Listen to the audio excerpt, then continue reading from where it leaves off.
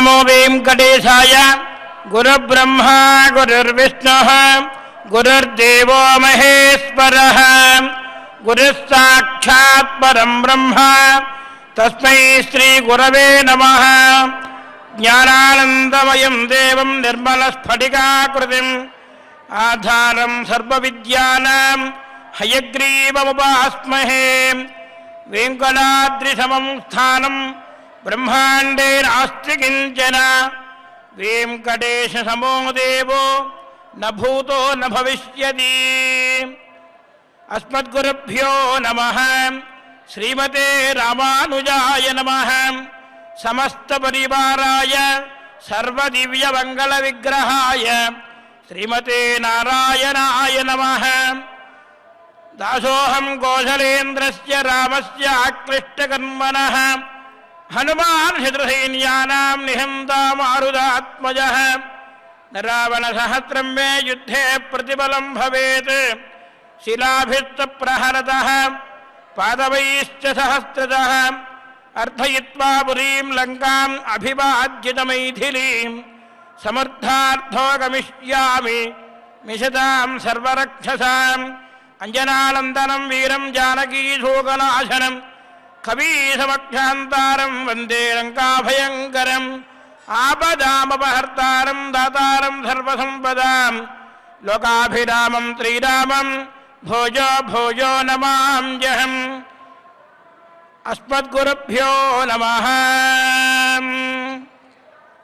ఏడుకొండలవాడ వెంకటరమణ గోవింద గోవింద. శ్రీమన్నారాయణుడు చిద్విలాసుడు.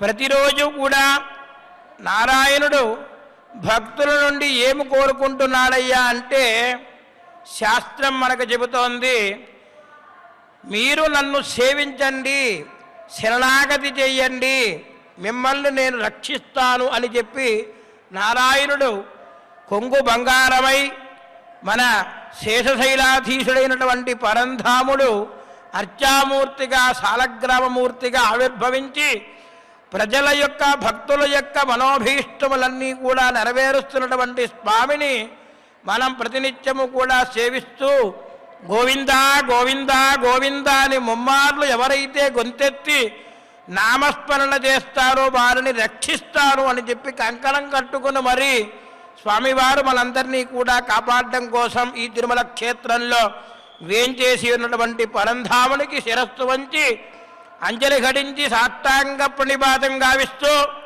ప్రతినిత్యము కూడా మనకి ఈ నాదనిరాధన కళావేదిక నుండి స్వామివారి యొక్క దివ్యమైనటువంటి సందేశాలని అనేక సందేహములను నివృత్తి చేస్తూ సందేహములను అందిస్తున్నటువంటి ఈ మహాపురాణములలోని అష్టాదశ మహాపురాణంలో రమణీయమైనటువంటి నారదీయ మహాపురాణం గూర్చి వేదవ్యాసుల వారు అందించినటువంటి సారాన్ని మనం తెలుసుకోవడం కోసం ప్రయత్నం చేద్దాం. ఎందుకయ్యా అంటే ప్రతినిత్యము కూడా మనం తెలుసుకుంటూ ఉన్నాం, ఈ మానవ జన్మ చాలా ఉత్కృష్టమైనటువంటిది జన్మ. ఈ మానవ జన్మని మనం సార్థకత చేసుకోవాలి అంటే సాధన ద్వారానే అది సాధ్యమవుతుంది. ఎందుకయ్యా అంటే మనం ఒక లక్ష్యాన్ని ఊర్చి ఆలోచించి ఒక అడుగు వేశామనుకోండి, అది చాలా దూరం ప్రయాణం చెయ్యాలి. కానీ మొట్టమొదటి అడుగు మనం వేసిన తర్వాత ఆ లక్ష్యాన్ని చేరడం కోసం ఎంత అయితే మనం ఒక్కొక్క అడుగును జాగ్రత్తగా వేసుకుంటూ భగవంతుణ్ణి స్మరిస్తూ మనం సాధన ద్వారా ఆ లక్ష్యాన్ని చేరడం కోసం ఎంత ప్రయత్నం చేస్తామో చివరి అడుగు వేసే వరకు కూడా మనం ఎన్ని ఇబ్బందులు ఉన్నా దానిని అతిక్రమించకుండా చక్కగా శ్రద్ధగా మనందరం కూడా ఆ కార్యాన్ని జయించాలి. అది యొక్క ప్రయాణం చేసేటప్పుడు భగవంతుణ్ణి స్మరించుకుంటూ ఒక్కొక్క అడుగు ఎలాగైతే మనం వేసి గమ్యాన్ని చేరుకుంటామో ఈ జన్మలో మనందరం కూడా ఒక్కొక్క అడుగు కూడా వేస్తూ సాధన చేస్తూ పరమాత్మని సాన్నిధ్యానికి చేరడం కోసం ప్రయత్నం చేయడం కోసమే ఈ యొక్క మహాపురాణములన్నీ కూడా మనం శ్రద్ధగా ప్రతినిత్యము కూడా శ్రవణం చేయాలి. అంటే వినాలి అని చెప్పి శ్రీమన్నారాయణుడు సంకల్పం కాబట్టే ఈ నదనిరాజన వేదికలో భగవంతుని గూర్చి మనం తెలుసుకుంటూ ఉన్నాం. పరమాత్మ ఏం కోరుతున్నాడు మన నుండి అంటే శరణాగతి చేయాలి పరమాత్మని. మనం షడ్విధా శరణాగతి అన్నారు. ఈ శరణాగతి ఎప్పుడైతే మనం చేసి నీవు తప్ప నాకు వేరే దిక్కులేరు స్వామి అని చెప్పి మనం ఎప్పుడైతే పరమాత్మని మనసా వాచ కర్మణ త్రికరణ శుద్ధిగా మనం సేవిస్తామో ఆ స్వామివారు మనందరి యొక్క యోగక్షేమాలని కూడా ఎప్పుడూ కూడా చూసుకుంటూ ఉంటారు. ఇందులో ఏమి సందేహం లేదు. యోగక్షేమం వహామ్యహం అని చెప్పి పరమాత్మ మనకి చెబుతున్నారు. మనం చేయవలసినదల్లా ఏమిటయ్యా అంటే భగవంతుడైనటువంటి ఆ పరంధాముణ్ణి నామస్మరణం చేయడమే. ఎందుకయ్యా అంటే మనకి కృతయుగంలో యజ్ఞయాగాదులు చేస్తేనే మోక్షం వచ్చేదట, ధ్యానం చేస్తేనే మోక్షం వచ్చేది తదుపరి యుగంలో, ఇక అర్చన ద్వారానే మోక్షం వచ్చేది. కానీ ఈ కృత త్రేత ద్వాపర యుగముల కంటే కూడా ఈ కలియుగంలో నామస్మరణ ఒక్కటే, నామస్మరణాధన్యోపాయం. వేరే మనకి మార్గం లేదు. సులభమైనటువంటి మార్గం ఇదే. మనం తపస్సు చేయక్కర్లేదు, యజ్ఞాలు చేయక్కర్లేదు, యాగాలు చేయక్కర్లేదు. కానీ భగవంతుణ్ణి కేవలం నామస్మరణ చేత మాత్రమే మనం చక్కగా భగవంతుని యొక్క శ్రీచరణాలని పట్టుకుంటే ఆ పరమాత్మ మన యొక్క జన్మని సార్థకత చేసుకోవడం కోసం మార్గాన్ని గురువుల ద్వారా తల్లిదండ్రుల ద్వారా మనకు తెలియపరుస్తూ ఉన్నటువంటి శుభ మానవ జన్మ మనందరిది కూడా. ఎందుకంటే మనం జ్ఞానం చేసి తెలుసుకుంటున్నాం ఏది మంచి ఏది చెడు, ఎందుకు ఈ ప్రకారంగా మనం చేసుకోవాలో తెలిపేదే మనకి యొక్క జన్మ. ఈ జన్మ ఇచ్చినందుకు సార్థకత చేసుకోవాలంటే భగవంతుణ్ణి స్మరణం చేయడం తప్ప వేరే లేదు. కాబట్టి శ్రీరామ రామ రామేతి రమే రామే మనోరమే సహస్రనామ తత్తుల్యం రామనామ వరాలని అంటూ ఆ పరంధాముణ్ణి కీర్తన చేద్దాం. నారాయణం నమస్కృత్య నరం చైవ నరోత్తమం దేవీం సరస్వతీం వ్యాసం తతో జయముదీరయేత్. చింతయామి హరిమేవ సంతతం మందమందహసిదాననాంబుజం నందగోపతనయం పరాత్పరం నారదాదిమునిబృందవందితం. నందగోపతనయం పరాత్పరం నారదాది మునిబృందవందితం. నారదాది మహామునులు సేవించినటువంటి పరమ పవిత్రమైనటువంటి ఆ శ్రీమన్నారాయణ యొక్క శ్రీచరణములలో మన అష్టాదశ మహాపురాణంలోని రమణీయమైనటువంటి నారదీయ మహాపురాణంలో నవమోధ్యాయంలో ఉన్నాం. శనకల వారు నారదుల వారు అడిగినటువంటి ప్రశ్నలన్నిటికీ కూడా సమాధానపరుస్తూ ఉన్నారు. సౌదాసుడు అనేటువంటి మహానుభావుడు సర్వధర్మజ్ఞుడిగా ఉన్నాడు, మంచి గుణములు కలిగినటువంటి వాడుగా ఉన్నాడు. ఆయన అనేక రకమైనటువంటి క్రియలన్నీ కూడా చేస్తూ శ్రద్ధగా ఉన్నటువంటి అతనికి కాస్త వేటాడడం అనేటువంటిది ఒక నెపంగా ఉంది. ఆ వేటాడడం కోసం అక్కడికి వెళ్ళాడు. అరణ్యానికి వెళ్ళి అనేక రకమైనటువంటి జంతువులన్నిటినీ కూడా క్రూర జంతువులన్నిటినీ కూడా సంహరించేశాడు. ఆ సంహారం చేసిన తర్వాత అతను అలా వెళుతూ వెళుతూ వెళుతూ రేవా నదీ తీరంలోకి వెళ్ళాడు. అక్కడ ఒక జంటని ఉన్నటువంటి పులుల జంటని చూశాడు. అందులో జింక వెళ్ళిపోయింది అనే ఉద్దేశం చేత తాను కూడా ఆ బాణాన్ని సంధించేసరికి ఆ యొక్క పులుల జంటలో ఆడపులి కాస్త మరణించింది. ఎప్పుడైతే తన యొక్క ప్రియురాలు మరణించిందో చాలా బాధపడ్డాడు. తన ప్రియుడైనటువంటి మగపులి బాధపడి ఈ ప్రకారంగా నన్ను ఇబ్బంది పెడతావా అని చెప్పి అనేక రకమైనటువంటి ఇబ్బందులకు గురి చేస్తూ మహారాజుపై యుద్ధం చేయడానికి సంకల్పం చేస్తే అతను చాలా భయపడిపోయి కంపితుడైపోయి పారిపోయి తిరిగి మరలా వచ్చేస్తూ ఉన్నాడు మహారాజు గారు. ఇదా ప్రకారంగా సౌదాస మహారాజు గారు ఇక మీట నేను చేసినటువంటి దోష నివృత్తి కొరకు వేటకు వెళ్ళకూడదు అని కూడా సంకల్పం చేసుకున్నాడు. ఆ సౌదాస మహారాజు ఎప్పుడైతే ఆ ప్రకారంగా అనుకున్నాడో గతే బహుతిథే కాలే హయమేధమకం నృప సమారేభే ప్రసన్నాత్మా వసిష్ఠాద్యమునీశ్వరైః తత్ర బ్రహ్మాదిదేవాభ్యో దేవేభ్యో అవిర్దత్వా యథావిధి సమాప్య యజ్ఞ నిష్క్రాంతో వసిష్ఠ స్నాతకోపి చ అత్రాంతరే రాక్షసేశౌ నృసింహ భార్యకః కర్తం ప్రతిక్రియాం రాజ్ఞే సమాజాతో రుషాన్వితః. ఇంకా వేటకు వెళ్ళకూడదని నిశ్చయం చేసుకున్నాడు ఆ యొక్క మహారాజు గారు. చాలా రోజులు జరిగిన తరువాత ప్రసన్నమైనటువంటి మనస్సు కలిగినటువంటి ఆ సౌదాస మహారాజు గారు వసిష్ఠ మహాముని వద్దకు వెళ్ళారు. వెళ్ళి నమస్కారం చేసుకుని అశ్వమేధ యాగాన్ని చెయ్యాలి అని సంకల్పం చేసుకున్నారట. తన తాత ముత్తాతల వలె ఆ యొక్క మహారాజు కూడా. ఇంతలో ఆ యాగమును అంటే వసిష్ఠ మహాముని వారి యొక్క అనుమతి తీసుకుని అశ్వమేధ యాగాన్ని చేయడానికి ఆరంభించాడు సౌదాసుడు అన్నటువంటి మహారాజు గారు. బ్రహ్మాది దేవతలందరికీ కూడా హవనం చేసి ఆ అవిష్టును మొత్తం కూడా సమాప్తి చేసి యజ్ఞ సమాప్తి చేసుకుని స్నానం చేయడానికై వసిష్ఠ మహర్షి వారి వద్దకు వెళ్ళాడట.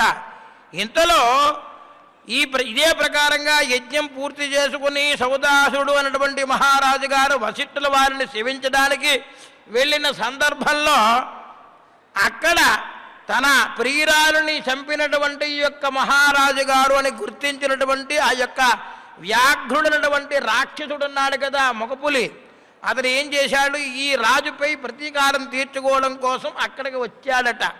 వచ్చి ఆ వసిష్ఠ మహాముని వారు వెళ్ళినటువంటి తర్వాత వసిష్ఠ మహర్షి రూపంలోనే ఈ యొక్క రాక్షసుడైనటువంటి అతను వచ్చేశాడు, వ్యాఘ్ర రూపంలో ఉన్నటువంటి పులి. ఎప్పుడైతే వసిష్ఠుల వారి రూపంతోనే వచ్చి ఆ యొక్క మహారాజు గారికి సాక్షాత్కరించాడు, కనబడ్డాడు. వెంటనే మహారాజు గారు ఏం చేశారు, సాక్షాత్తు వచ్చిన వాళ్ళు వసిష్ఠ మహర్షి అనుకుని తెలియక సాష్టాంగ నమస్కారం చేసి, స్వామి తమకు యజ్ఞయాగాదులన్నీ కూడా పూర్తి చేశాను, తమకు కావలసినటువంటి ఈ సమితులు దర్భలు మరియు ప్రసాదములు కావలసినటువంటి ద్రవ్యాలన్నీ కూడా సమకూర్చడానికి సిద్ధంగా సేవ చేసుకోవడానికి నేను వచ్చాను అని చెప్పాడు సౌదాసుడు అన్నటువంటి మహారాజు గారు. ఎప్పుడైతే చెప్పాడో ఆ యొక్క వసిష్ఠ మహర్షి వారి రూపాన్ని ధరించినటువంటి యొక్క వ్యాఘ్ర రాక్షసుడు ఏం చేశాడు, నాకు పెరుమాళ్ళకి ఆరాధన చేస్తూ ఉన్నాడికి సంకల్పం చేసుకున్నావు కదా, ఈ ద్రవ్యములలో నాకు మాంసము కావాలి అని కోరాడట. వెంటనే ఒకసారి ఆలోచించాడు, కానీ అడిగినటువంటి వాడు సాక్షాత్తు వసిష్ఠ మహాముని కదా అని చెప్పి ముందు వెనుక కూడా ఆలోచించకుండా ఆ రాక్షసుడు వంటవాడి రూపంలోకి వెళ్ళిపోయాడు. ఎప్పుడైతే అడిగాడో వెంటనే మళ్ళీ వంటవాడి రూపంలోకి వెళ్ళిపోయాడు ఈ యొక్క వ్యాఘ్ర రాక్షసుడు. వెళ్ళిపోయి మాంసాన్ని తీసుకుని వచ్చి ఆ రాజుగారి దగ్గరికి వచ్చి మాంసాన్ని ఇచ్చేశాడు. వెంటనే ఏం చేశాడు, ఈ యొక్క రాక్షసుడు మాంసాన్ని బంగారు పాత్రలో తీసుకున్నాడు. ఆ గురువుగారు రాకకు చూస్తూ ఉన్నాడు. చూస్తూ ఉంటే వసిష్ఠ మహాముని వారు అక్కడికి వచ్చారు. అదే సమయంలో వచ్చి సౌదాస మహారాజు గారు వెంటనే ఏం చేశారు, వసిష్ఠ మహాముని వద్దకు వెళ్ళి సాష్టాంగ ప్రణిపాతం చేసి నమస్కరించి, స్వామి ఇదిగో మీకు ఆధారంగా ఈ యొక్క పదార్థాన్ని తీసుకుని వచ్చాను అని చెప్పి అక్కడికి పెట్టారట. దానిని చూశారు వసిష్ఠుల వారు. పరమ ఆశ్చర్యంతో ఒక్కసారి ఆ యొక్క మహారాజు గారి కేసి చూశారు, సౌదాస మహారాజు గారి కేసి చూశారు. చూసి ఏమిటిది అని ఒక్కసారి ఆలోచించాడట. ఆలోచించి ఆయన మహానుభావుడు కాబట్టి వెంటనే నరమాంసము ఇది అని తెలుసుకున్నాడు.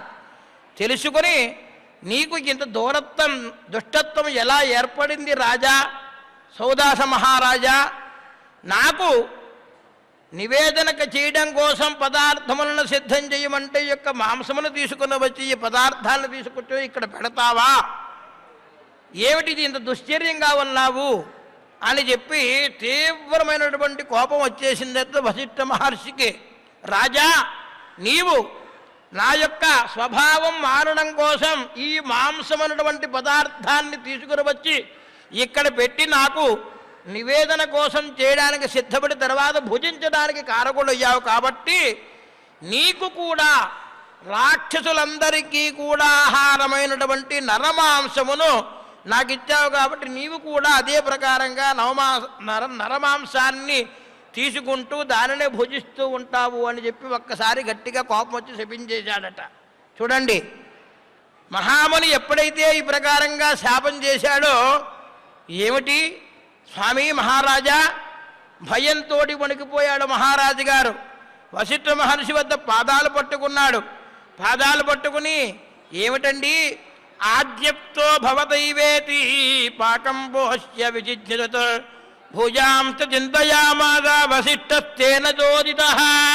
మహారాజా, ఏమిటిది? ఆశ్చర్యపోయాడు మహారాజు గారు. వెంటనే వశిష్ఠ మహాముని వద్దకు వెళ్ళి సాష్టాంగ ప్రణిపాతం చేసి నమస్కారం చేసి, స్వామి తమరు ఈ యొక్క ద్రవ్యాన్ని తీసుకుని రమ్మంటేనే కదా నేను తీసుకుని వచ్చాను, తిరిగి మరలా నాకు ఈ ప్రకారంగా నన్ను శపించడం మీకు ధర్మమా అని చెప్పి పాదాలు పట్టుకుని ఏడుస్తూ ఉన్నాడట మహారాజు గారు. ఎప్పుడైతే మహారాజు గారు ఈ ప్రకారంగా చెప్పాడో వశిష్ఠ మహర్షి ఒక్క క్షణం ఆలోచించాడు. ఆలోచించి దివ్య దృష్టితోటి జరిగిన వృత్తాంతాన్నంతా కూడా చూసి, మహారాజా నీవేం చింతించకు, ఆ యొక్క వ్యాఘ్ర రూపంలో ఉన్నటువంటి ఆ ఆడపులి ఉంది కదా, రాక్షసుడిగా ఉన్నటువంటి అతను నిన్ను మోసం చేసి ఈ ప్రకారంగా చేశాడు కాబట్టి నీవు చింతించకు అని చెప్పి సౌదాస మహారాజు గారు కూడా చాలా బాధపడ్డాడు. నన్ను ఈ ప్రకారంగా ఎందుకు స్వామి శపిస్తున్నారు అని బాధపడ్డారు. వెంటనే వశిష్ఠుల వారు వృత్తాంతానంతా కూడా తెలుసుకున్నారు. తెలుసుకున్న వెంటనే ఏం జరిగింది, సౌదాస మహారాజు గారు ఎంత చెబుతున్నా కూడా తీవ్రంగా అతనికి శాపాన్ని ప్రసాదించేశారు వశిష్ఠుల వారు.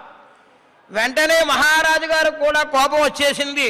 స్వామి తమరు తెమ్మంటేనే కదా ఈ పదార్థాన్ని తీసుకుని వచ్చాను, కాబట్టి ఈ ప్రకారంగా నన్ను శిక్షించడం ఏమాత్రం ధర్మంగా ఉందా అని చెప్పి వశిష్ఠ మహర్షినే శపించడం కోసం సిద్ధమైపోయేట మహారాజు గారు. చూడండి, తాను పదార్థములను సిద్ధం చేసిన తర్వాత సాక్షాత్తు వశిష్ఠుల మహామహర్షి వచ్చి అడిగారు అన్నటువంటి విషయాన్ని తెలుసుకొని ఆ రాక్షసుడు చేశాడు ఈ ప్రకారంగాని ఈ యొక్క మహారాజు గారికి తెలియదు. కాబట్టి తమరు కోరిన ప్రకారంగా వచ్చిన వారు తమరే అనుకుని నేను కోరిన ప్రకారంగా ఈ యొక్క పదార్థాన్ని తీసుకుని వచ్చి అక్కడ సమర్పణ చేస్తే నన్ను మీరు శపిస్తారా, కాబట్టి మిమ్మల్ని కూడా నేను శపిస్తాను అని సిద్ధమైపోయేట ఆ సౌదాస మహారాజు గారు. ఎప్పుడైతే సిద్ధమైపోయాడో వశిష్ఠుల వారు చాలా కోపంగా ఉన్నారు. అక్కడ విషయాన్ని తెలుసుకుని తిరిగి మరలా శాంత స్వభావంగా ఉంటే సౌదాస మహారాజు గారు తిరిగి మరలా తన మహర్షికే శాపం ఇవ్వడాన్ని చూసింది ప్రక్కనే ఉన్నటువంటి సౌదాస మహారాజు గారి యొక్క ప్రియ పత్ని. ఆమె మదయంతి అంటారు ఆమెనని. ఈ ప్రకారంగా పలుకుతోంది. చూడండి, తన భర్త గారితోటి, భో భో క్షత్రియాదాయాద కోపం సంహర్తుమర్హపి త్వయా యత్కర్మ భోక్తవ్యం తత్ప్రాప్తం నాత్ర సంతయః గురుంజు కృత్వా హుం కృత్వా యోవదేన్మూఢధీర్నరః అరణ్యే నిర్జలే దేశే స భవేద్ బ్రహ్మరాజ్యతః జితేంద్రియాజిత క్రోధా గురు శుశ్రూషణే రతాః ప్రయాంతి బ్రహ్మసదనం ఇది శాస్త్రేషు నిశ్చయః. తన ప్రియపత్ని అయినటువంటి మదయంతి ఈ ప్రకారంగా పడుతోంది, మాట్లాడుతోంది. మహారాజా, సాక్షాత్తు మహానుభావుడైనటువంటి వశిష్ఠ మహర్షి వారి మీద మీరు తిరిగి మరలా శాపాన్ని ఇవ్వడం కోసం ప్రయత్నం చేస్తున్నారా? మీ కోపాన్ని ఉపసంహరించుకోండి అని చెప్పి వారిస్తోంది తన ప్రియపత్ని. ఏమిటిది? మీరు అనుభవించవలసినటువంటి కర్మ ఉంది కాబట్టి మీకు మహర్షి వారి చేత శాపం ఏర్పడింది. అనుభవింపదగింది, ఎవరూ కూడా దానిని వెనుక తీసుకోకలేదు, మంచి అయినా చెడు అయినా. ఈ విషయంలో సందేహం ఏమీ లేదు కదా మహారాజా. పైగా మహానుభావుడు వశిష్ఠ మహర్షి గురువుగారిని శపించడం కోసం సిద్ధమవుతున్నారు. ఇంతకంటే మహాపాపం ఏమైనా ఉందా? జరిగినటువంటి వృత్తాంతం తమకు తెలియపోయినప్పటికీ కూడా ఆ రాక్షసుడు ఈ ప్రకారంగా చేశారు అని గ్రహించారు వశిష్ఠ మహర్షి.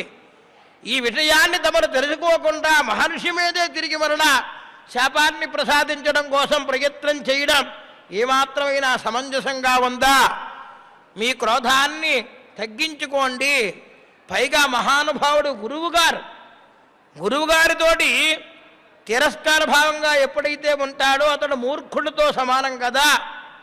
గురువుగారు ఆ విషయాన్ని తర్వాత తెలుసుకున్నారు వశిష్ఠ మహర్షి వారు, అది వేరే విషయం. అయినప్పటికీ కూడా సాక్షాత్తు మహర్షి, మహానుభావుడు, గురువు అయినటువంటి వారితోటి తిరస్కార భావంతో మీరు మూర్ఖత్వంతో తిరిగి మరలా శాపం ఇవ్వడం అనేటువంటిది ఎంతవరకు సమంజసం? మీ కోపాన్ని ఉపసంహరించుకోండి. కోపం వలన చాలా ఇబ్బందులు కలుగుతాయి. ఇప్పటికే మీకు ఈ కర్మ అనుభవించాలి అని ఉన్నది కాబట్టి ఆ శాపం ఆయన ఇచ్చేశారు, దాన్ని అనుభవించక తప్పదు అని చెప్పి పాపం తన భార్య ప్రియపత్ని చక్కగా ఓరడిస్తూ ఉంది ఆ మదయంతి. ఎందుకయ్యా అంటే అరణ్యంలో నిర్జన ప్రదేశంలో బ్రహ్మరాక్షసుడు ఉన్నాడు కదా. ఆ విషయం మీరు జితేంద్రియులు, జితక్రోధుడు అయినటువంటి జితేంద్రియుడైనటువంటి తమరు ఆ మహానుభావుడైనటువంటి వశిష్ఠ మహాముని పట్ల తీవ్రమైనటువంటి అపచారాన్ని చేయడానికి సిద్ధపడుతూ ఉన్నారు. ఇది ఏమాత్రము కూడా సమంజసం కాదు. మీ క్రోధాన్ని తగ్గించుకోండి, ఇంద్రియములన్నీ కూడా నిగ్రహించుకోండి. గురువు గారిని ప్రేమతోటి భక్తితోటి సేవిస్తే బ్రహ్మలోక ప్రాప్తి కలుగుతుంది కదా. అటువంటి గురువును నిందించడం కానీ గురువుగారి మీదే శాపాన్ని ప్రసాదించాలనుకోవడం ఎంతవరకు సమంజసము అని చెప్పి వారిస్తూ ఉంది పాపం. తయోక్తో భూపతి కోపం త్యక్వా భార్యాం ననందజః జలం కుత్ర క్షిపామీతి చింతయామాస చాత్మనా తజ్జలం యత్ర సంసిక్తం తద్భవేత్ భస్మ నిశ్చితం ఇతి మత్వా జలం దత్తు పాదయోర్నక్షిపత్పయం తజ్జల స్పర్శమాత్రేణ పాదౌ కల్మాషతాం గతౌ కల్మాషపాద ఇత్యేవ తద ప్రభృతి విస్తృతః. తన ప్రియపత్ని అయినటువంటి ఆ మదయంతి మాటలన్నీ కూడా శ్రద్ధగా విన్నాడు మహారాజు గారు. విని తన యొక్క క్రోధాన్నంతా కూడా తగ్గించుకున్నాడు, కోపాన్ని తగ్గించుకున్నాడు.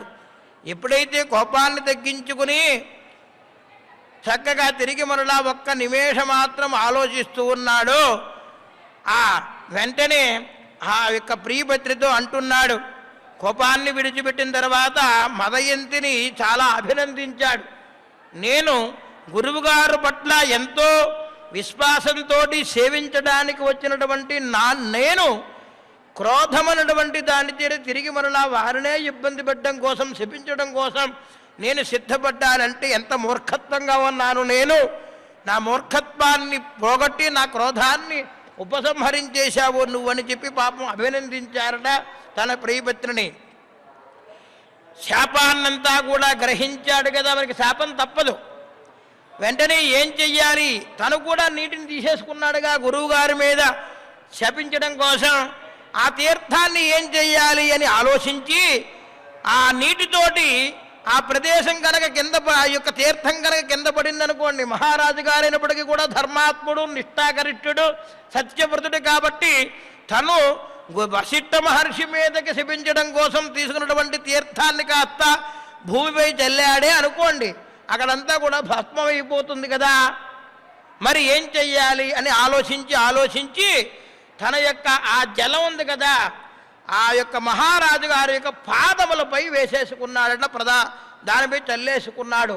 వెంటనే ఎప్పుడైతే పాదములపై చల్లేసుకున్నాడో సౌదా మహారాజు గారి యొక్క పాదములన్నీ కూడా భస్మం అయిపోయి కల్మషమైపోయింది.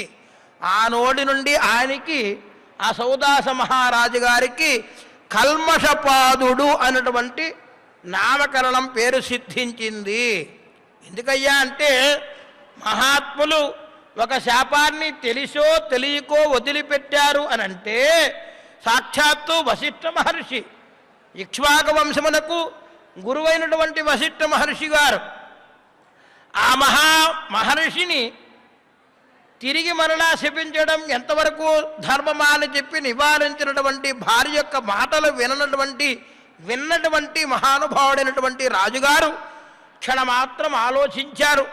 అక్కడ కూడా వశిష్ఠ మహర్షి వారు చాలా బాధపడ్డారు. అయ్యో, తిరుధర్మాత్ముడు మహారాజు గారు అయినప్పటికీ కూడా నేను కూడా కాస్త క్రోధం చేత ఇతరుని శపించేశానే అని బాధపడ్డాడు. పాపం మహానుభావుడైనటువంటి వశిష్ఠ మహర్షి వారు ఆ తర్వాత ఆ జలాన్ని ఉపసంహరించడం కోసం తన పాదములపై వేసుకున్నాడు. ఆ పాదములు కాస్త అంతా కూడా భస్మమైపోయి అక్కడ కమిలిపోయి కాలిపోయిందంతా కూడా. ఆ పాదాన్ని ఎప్పుడైతే తీర్థం సాగిందో వెంటనే ఆయనకి కల్మషములన్నీ కూడా పోయాయి. ఆ రోజు నుంచి కల్మషపాదుడు అన్నటువంటి నామకరణాన్ని కూడా పొందాడు యొక్క సౌదాసుడు అన్నటువంటి మహారాజు గారు. మహానుభావుడు బుద్ధిమంతుడు కాబట్టి పరమాత్మ తాను చేసినటువంటి పూర్వజన్మ కర్మ ఏదో ఉంది, వాసన చేత మహర్షిని సేవించవలసినటువంటి వాడు కాస్త మహర్షి వారి యొక్క ఆగ్రహానికి గురయ్యి శపించాడు కాబట్టి ఆ శాపానికి గురి అయ్యాడు. ఇక తన భార్య ఎప్పుడైతే మదయంతి బోధార్చిందో మనస్సులో చాలా సంతోషపడి తిరిగి మరలా వారి యొక్క గురువైనటువంటి వశిష్ఠ మహారాజు గారు వచ్చి వారి వద్దకు వచ్చి సాష్టాంగ నమస్కారం చేసి పాదాలు పట్టుకుని, నన్ను క్షమించండి మహానుభావ, అజ్ఞానం చేత చేశాను నేను, నా యొక్క తప్పుని మన్నించండి గురువర్య అంటూ పాదములపై పట్టుకుని వెక్కి వెక్కి వెక్కి ఏడుస్తూ పాపం శరణాగతి చేసి చేతులు జోడిస్తూ వినయంతో నీతి కోవిదుడైనటువంటి మహానుభావుడైనటువంటి ఆ సౌదాసముడు అన్నటువంటి మహారాజు గారు కాస్త కల్మషపాదుడు అయ్యాడు. కాబట్టి ఆ కల్మషపాదుడు మహానుభావ నన్ను క్షమించండి, నేను చేసినటువంటి అపరాధం చాలా తీవ్రమైనటువంటి అపరాధము, దీనికి నిష్కృతి లేదు, నా అపరాధాన్ని మన్నించండి అని చెప్పి గురువుగారు పాదములు పట్టుకొని పదే పదే ప్రణమిల్లుతూ పాపం బాధపడుతూ ఈ రకంగా పలుకుతూ ఉన్నాడు. స్వామి, అపరాధం చేయడానికి సిద్ధపడ్డాను అని తమరు అన్నారు, కానీ మిమ్మల్ని శపించాలనుకోవడం అపరాధం అంతే తప్ప ఆ మాంసమును అంటే ఆ పదార్థమును తీసుకుని వచ్చింది తమరు తెమ్మంటేనే నేను తీసుకువచ్చాను తప్ప నాకు ఇందులో ఏ విధమైనటువంటి దోషము లేదు అని చెప్పి తిరిగి మరలా నన్ను క్షమించండి అని చెప్పి ప్రార్థన చేశాడు. అవివేకో హి సర్వేషాం ఆపదాం పరమం పదం వివేకరహితో లోకే పశుసేవన సంశయః రాజ్ఞాత్మజానతానూనం ఏతత్కర్మోచితం కృతం వివేకరహితో జ్ఞోయం యతః పాపం సమాచరం వివేకనయదో యాతి యో వా గోవాపి నిర్వృతం వివేకహీన ఆప్నోతి యో వా గోవాప్య నిర్వృతిం. చూడండి, ఎప్పుడైతే మహారాజు గారు ఆ కల్మషపాదుడు ఆ మాటలు విన్నాడో వెంటనే వశిష్ఠ మహర్షి వారి యొక్క హృదయం కాస్త చాలా బరువెక్కిపోయిందిట. వశిష్ఠ మహర్షి ఆ ప్రార్థనంతా కూడా విన్నారు. ఏమిటి ఇంత అవివేకపరాయణత్వంగా ఉన్నాను నేను అని చెప్పి బాధపడ్డాడు. నువ్వేం దుఃఖించకయ్యా, అవివేకపరాయణుడైన తనను తాను నిందించుకుంటూ ఉన్నాడు. చూడండి మహర్షి ఎంత అజ్ఞానంతో నేను కాస్త ముందు వెనక ఆలోచించకుండా ఈ యొక్క మహారాజుని శపించేశానే, ఏమిటి దీనికి మూల కారణము అని చెప్పి ఆలోచిస్తూ ఉన్నాడట వశిష్ఠ మహర్షి కూడా. ఈ లోకంలో వివేకం కోల్పోతే ఎంత ఇబ్బందులకు గురి అవుతాం కదా అంటూ తెలియని రాజు ఉచితమైనటువంటి పనినే చేశాడు, కానీ నేనే దానిని తప్పుగా భావించాను అని చెప్పి సాక్షాత్తు వశిష్ఠ మహర్షి వారే కాస్త ఆలోచించి బాధపడ్డారట.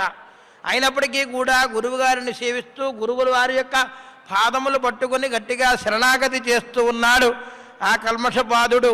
ఈ ప్రకారంగా సద్గురువు అయినటువంటి వారిని సేవించాలే తప్ప తనను క్రోధం చేత కూడా తాను చెయ్యలేదు అని తనకి తెలిసినప్పటికీ కూడా దోషమేదో జరిగిపోయింది అని చెప్పి తనకి కర్మ అనుభవించాల్సినటువంటి పని ఉంది కాబట్టి గురువుగారు శపించి ఉంటారు అన్నటువంటి వివేకాన్ని ఆ క్షణంలో క్రోధం చేత కోల్పోయి, అయినప్పటికీ కూడా తన భార్య అయినటువంటి ఆమె చెప్పినటువంటి వాక్యములన్నీ కూడా ప్రియురాలు చెప్పినటువంటి ఓదార్పు మాటలన్నీ కూడా, క్రోధాన్ని ఉపసంహరించమని చెప్పిన మాటలన్నీ కూడా శ్రద్ధగా విని తిరిగి మరలా గురువుగారిని సేవిస్తూ ప్రార్థన చేస్తున్నటువంటి సౌదాస మహారాజు గారు కల్మషబాదుల యొక్క వృత్తాంతాన్ని తిరిగి మరలా రేపటి రోజు కాలానుగుణ్యంగా మనం మిగిలిన విషయాలని, నారదీయ మహాపురాణంలోని విశేషాలని యథామతి శ్రీనివాసుడు ప్రసాదించినంత వరకు మనం తెలుసుకోవడం కోసం ప్రయత్నం చేద్దాం. ప్రతినిత్యము కూడా అష్టాదశ మహాపురాణంలోని రమణీయమైనటువంటి పురాణాలన్నీ కూడా మనకు అందిస్తున్నటువంటి సాక్షాత్తు వేదవ్యాసుల వారు అచితుర్వదనో బ్రహ్మ ద్విబాహురపరో హరి అభాలలోచనశంభో భగవాన్ బాదరాయణ. ఈ బాదరాయణుడైనటువంటి మహానుభావుడైనటువంటి వేదవ్యాసుల వారు మనకి అనేక రకమైనటువంటి పురాణాలన్నీ కూడా అందిస్తున్నారు. ఎందుకయ్యా అంటే పురాణ పురుషుడైనటువంటి మహావిష్ణువుకి నాభిస్థానంగా ఈ యొక్క నారద పురాణం చెప్పింది. స్వామివారి యొక్క ప్రతి అంగము కూడా ఒక్కొక్క పురాణము అని చెప్పారు శాస్త్రం. వాటి వివరాలను కూడా మనం తెలుసుకుందాం రేపటి రోజున శ్రీనివాసుడి యొక్క అనుగ్రహం చేత. సమస్తమైనటువంటి ప్రజలందరికీ కూడా శ్రీనివాసుని శరణాగతి చేస్తే, పరమాత్మని శరణతోటి అర్థించి నీవు తప్ప మాకు వేరే దిక్కు లేదు అంటూ గోవిందనామస్మరణ చేస్తూ గోవింద గోవింద గోవింద అంటూ ముమ్మార్లు గొంతెత్తి ఎవరైతే మనసా వాచా కర్మనా స్వామివారిని సేవిస్తారో వారందరికీ కూడా, సృష్టిలో ఉన్నటువంటి సమస్తమైనటువంటి వారందరికీ కూడా శుభములు కలగాలని చెప్పి దేవాదిదేవుడైనటువంటి ఆ పరంధాముని ప్రార్థన చేస్తూ శ్రియకాంతాయ కళ్యాణ నిధయే నిధయేర్థినాం శ్రీవేంకట నివాసాయ శ్రీనివాసాయ మంగళం శ్రీవైకుంఠ విరక్తాయ స్వామి పుష్కరిణీతటే రమయా రమమాలాయ వెంకటేశాయ మంగళం మంగళాశాసనపరైర్మదాచార్య పురోగమైః సర్వైశ్చ పూర్వైరాచార్యైః సత్కృతాజాస్తు మంగళం. సర్వం శ్రీకృష్ణార్పణమస్తు. కన్స్ట్రక్షన్ రంగాలలో దశాబ్దపు అనుభవంతో కస్టమర్ల మరియు శ్రేయోభిలాషుల మన్ననలను, నమ్మకాన్ని గెలుపొందిన సంస్థ విఆర్ఆర్ కన్స్ట్రక్షన్స్. నాణ్యతకు నమ్మకానికి మారుపేరు VRR constructions. Independent houses, apartments, villas అన్ని రకాల హంగులతో అలరించే అద్భుతమైన వెంచర్స్ తో పాటు అందరికీ అందుబాటు ధరలో సొంత ఇంటి కలను సాకారం చేసే నమ్మకమైన సంస్థ VRR constructions. Please visit VRR constructions, Varatex Plaza near Radhika Theatre, ECL X Road, Hyderabad. Call to 9100885551 91008855.